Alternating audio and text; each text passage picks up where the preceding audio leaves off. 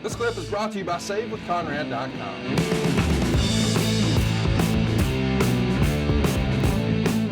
Let's talk a little bit about Crockett Cup 1986. It's a big show from the Superdome. Bruce Pritchard is the ring announcer. Yourself and Tony Schiavone are doing commentary. Of course, he's the voice of Jim Crockett. You're the voice of Mid-South. And we would see Magnum TA team with Ronnie Garvin to defeat Giant Baba and Tiger Mask in the semifinals. Man, talk about styles clash. Giant Baba and Tiger Mask. Some of our younger listeners who only grew up with you in the Attitude Era probably don't even know who those cats are. Tell us about Giant Baba and Tiger Mask. Well, Giant Baba owned All Japan Pro Wrestling. He owned the company. He was the Tony Khan of his company and a former baseball player in the major leagues there in Japan. And a man named Ricky Dozan started both Inoki and Giant Baba in the business. Then along the way, after Inoki got murdered, or no, excuse me, when Ricky Dozan got murdered, then the two young guns decided to go on their own. And Inoki formed New Japan, and Baba created All Japan. And they had national television shows on national TV, and had some of the greatest stars in the world working for them, and they were training them. And then they brought some really, really important and powerful Americans, Gaijins, over there as well. So I think that was just probably to facilitate a meeting more than anything.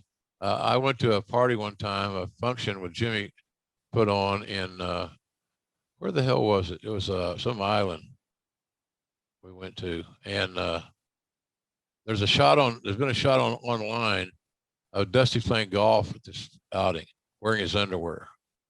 It was hideous. Dusty playing golf in less than his tights. So anyway, where the hell was that place? Anyway, Baba loved to gamble. So he was gambling and all that stuff. And so they were buddies. And it was a matter of talent exchange. It all comes back to talent exchange. You know, you loan us your guy, we'll loan you our guy, whatever. Right. So that's kind of where that was. But I think it was more of a political booking than attractive to the masses of the card. Because like you said, a lot of people were not familiar with Giant Baba or his partner at that time. Is this the first time you've seen Magnum since he left? Probably was. Yeah, probably was. He looked like he'd aged. He looked tired. His head was all, it looked like, I said, you're going to look like Abdullah before it's all said and done if you don't slow down a little bit. But, you know, he was always jovial and friendly, and we always got along well. You know, we always really did. And because I was always honest with him and he was always upfront with me. And if somebody needed something communicated to the cowboy that they didn't feel comfortable of doing, then I was your man. So I felt like Silvio Dante on the Sopranos. I'll talk to Tony. Did you ever go drinking with Magnum? What was his drink of choice? Do you recall? I want to think maybe he's a Jack Daniels guy. Yeah, it feels like a lot of guys were back then. Yeah, he drank the brown, I believe, as best I recall. But I didn't go drinking with him that often. But we certainly had a few cocktails over the years. Well, I want to say I think he was drinking hard liquor. It wasn't a celebratory cocktail after Crockett Cup. Magnum and Garvin would make it to the finals, but they lose to the Road Warriors. Overall, how fun was the '86 Crockett Cup? Sort of a two-part show, early show, late show. It was fun. Concept. It was fun. Well, you're in New Orleans for several days. Yeah, never bad. What do you need? You know, eggs in your beer. It's a good deal. So, no, it's good. Food was good. I think everybody on the roster realized you can't drink all the liquor, no matter how hard you try in New Orleans. There's always more coming. And so it was just a decadent. And I don't know if anybody made any money on that show or not, to be honest with you. I had no idea what Tony's arrangements were. I was just working. It was a booking to me. So I didn't make another dime extra, but I got to stay in a nice place and eat good food on the Cowboys tab. But it was fun. You know, all the boys are there, and of course they're all looking for adventure, and and get themselves into mistress. Well, that may have been a fraudulent slip.